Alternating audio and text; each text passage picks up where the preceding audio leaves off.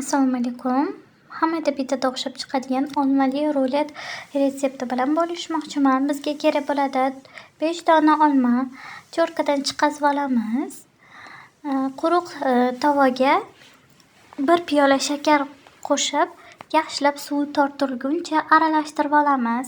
Xamiriga 4 dona tuxum, 1 piyola shakar bilan yaxshilab ko'pirtirib olamiz. Xohlasanglar shakarni tuxum ozgina oqargandan keyin solsanglar bo'ladi, xohlasanglar tuxum bilan teng solamiz.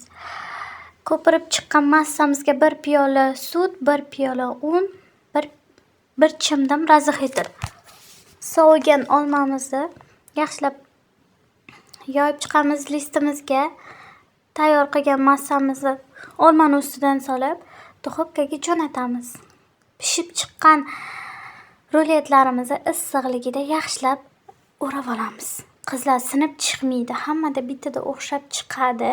O'xshamay qolmaydi emas. Xohishga ko'ra ustiga saxarni pudra bilan bezatsangizlar ham bo'ladi.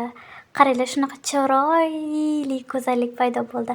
Like, podpiska bosishni unutmanglar. Meni kuzatishda davom etinglar.